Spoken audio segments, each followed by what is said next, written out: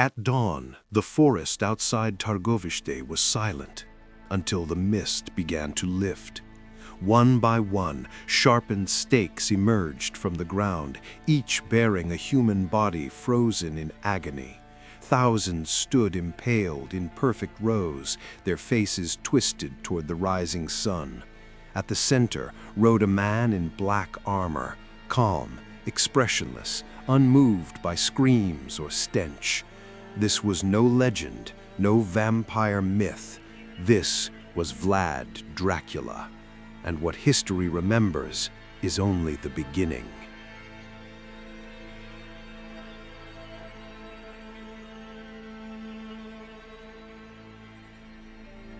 Vlad III was born into blood and betrayal in the winter of 1431 in the Transylvanian city of Sighisoara. His father, Vlad II, Dracula, was a member of the Order of the Dragon, a militant Christian brotherhood sworn to defend Europe against the expanding Ottoman Empire. From that order came the name Dracula, son of the dragon. But the title carried more than honor. It carried expectation, fear, and a destiny shaped by violence. Wallachia, the land Vlad would one day rule, was not a kingdom, but a battlefield disguised as a principality. It lay trapped between empires, crushed between Hungarian ambition and Ottoman domination. Its rulers rarely died peacefully. They were poisoned, strangled, or torn apart by rival boyars who shifted loyalties as easily as cloaks. Power here was never inherited. It was seized and defended with terror. Vlad learned this lesson early. When he was still a child, his father sent him and his younger brother Radu to the Ottoman court as hostages, a guarantee of loyalty to the Sultan. The palace at Edirne was magnificent, filled with marble, silk, and gold. But for Vlad, it was a prison. He watched prisoners beaten. He watched executions carried out with ritual precision. He learned how fear could control men more effectively than mercy ever could. Radu adapted. Vlad did not. He resisted, defied, and remembered every humiliation. While his brother grew close to the Ottoman elite, Vlad hardened. He studied punishment, discipline, and the psychology of obedience. He learned how long a man could survive in pain. He learned how spectacle could break entire populations without armies.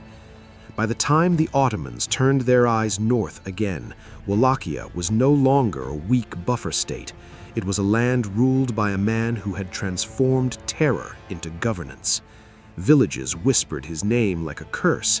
Enemies spoke of him in disbelief, and the forests themselves seemed to bend beneath the weight of the dead. But the most terrifying chapter of Vlad's story had not yet begun, because soon the dragon's son would face an empire, and he would answer it with forests of the impaled. Vlad's rule hardened quickly, like iron plunged into cold water. Every decree he issued carried the weight of finality, and every punishment was designed not merely to kill, but to be remembered. He understood something few rulers of his age grasped. Fear spreads faster than armies. A single execution, if staged correctly, could pacify an entire province. Impaling became his signature, not because it was efficient, but because it was symbolic. The victim was raised slowly, left alive for hours or days, visible from miles away. Vlad ordered the stakes sharpened to precise points, calculated to prolong life rather than end it quickly. Rows were aligned with military precision. Distance, spacing, and visibility were considered carefully. The result was not chaos, but choreography. Wallachia became a land of silence. Merchants traveled its roads without guards, locks rusted from disuse. Even hardened criminals fled across the borders rather than risk falling into Vlad's grasp. The forests outside Targoviste filled with what foreign envoys would later call gardens of death, where bodies stood upright, as if frozen in eternal punishment. Yet, Vlad was not indiscriminate. He punished betrayal, corruption, and disobedience with absolute severity, but he rewarded loyalty just as fiercely. Soldiers who followed orders were protected. Peasants who obeyed the law were left in peace. In Vlad's mind, cruelty was not madness, it was justice without compromise. The Ottomans did not see it that way.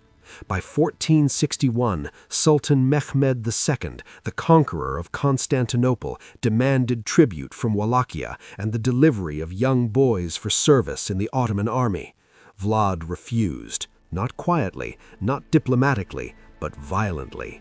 He seized the Sultan's envoys, accused them of arrogance, and had their turbans nailed to their skulls so they would never remove them again. It was an act of open war. The following year, Ottoman forces poured into Wallachia in overwhelming numbers. Villages were burned, crops destroyed, civilians fled north in terror. Vlad responded not with pitched battles, but with annihilation. He poisoned wells, destroyed food supplies, and evacuated entire regions, leaving nothing but scorched earth behind. At night, he attacked. Vlad led small units through forests and swamps, striking Ottoman camps under cover of darkness.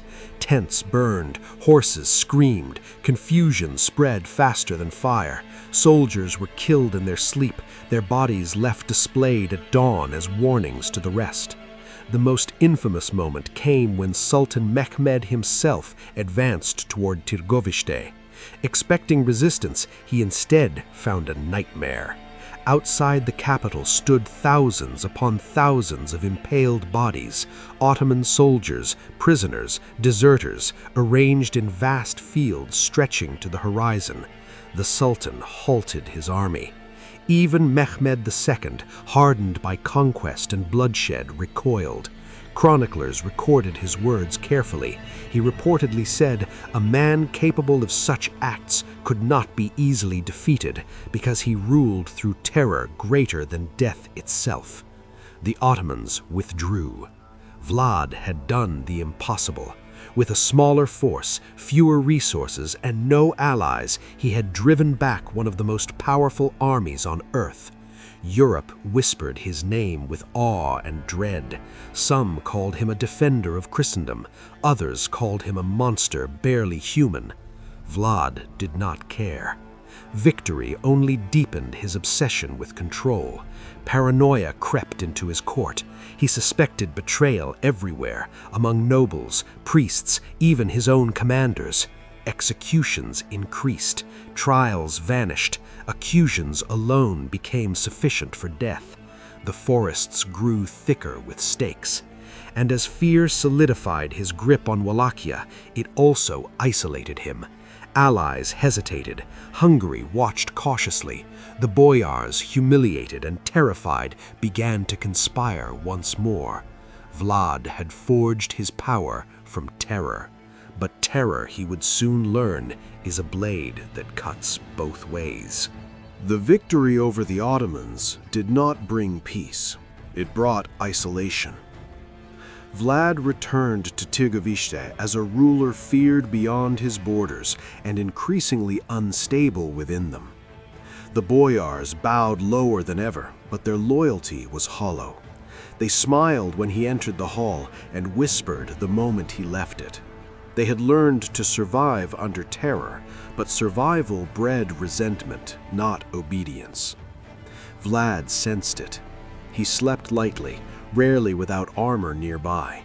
He trusted no one fully, not even his most loyal captains. Messages were intercepted, messengers disappeared. Entire households were wiped out after a single rumor of disloyalty. In Vlad's mind, mercy was the first step toward collapse. Hungary watched from the west. King Matthias Corvinus had once supported Vlad as a bulwark against the Ottomans, but now Vlad's reputation threatened to become a liability. Reports of mass executions and impalements reached European courts, exaggerated by fear and politics alike. Pamphlets circulated describing Vlad as a devil in human form, a ruler who dined among corpses and laughed at suffering. Some of these stories were lies, many were not. When Vlad sought renewed military support, Hungary hesitated. Instead of sending aid, Matthias sent spies. They gathered testimony, forged letters, and compiled accusations of treachery. Vlad, increasingly desperate, walked straight into the trap laid for him. In 1462, he crossed into Transylvania seeking alliance. He was arrested instead. Vlad Dracula, the Impaler, defender of Wallachia, terror of the Ottomans, was seized without a fight and thrown into captivity. His enemies rejoiced, his supporters scattered. Wallachia collapsed into chaos almost immediately, ruled by men who lacked both Vlad's cruelty and his control. For years, Vlad remained imprisoned. The man who ruled through fear now lived under observation, stripped of power and voice. Some accounts claim he was treated harshly, others that he lived in relative comfort. What is certain is that he watched from the shadows as his land burned, his enemies returned, and his name transformed into legend.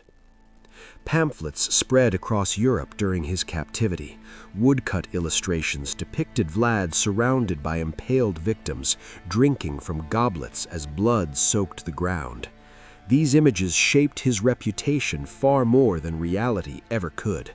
He became less a ruler and more a monster, a symbol of cruelty so extreme that it defied comprehension. And yet, Vlad did not disappear.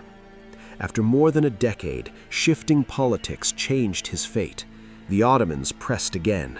Hungary needed a weapon forged in terror. Vlad was released, restored in name if not in strength, and sent back to reclaim what remained of his throne. But the Wallachia he returned to was not the one he had left. The land was exhausted, the people were wary, the boyars had learned new methods of betrayal. Vlad still inspired fear, but fear alone was no longer enough. He tried to rule as he had before. The stakes returned, executions resumed, order was imposed once more, but the magic was gone. The empire that had once recoiled from his cruelty now adapted to it. His enemies no longer fled in terror.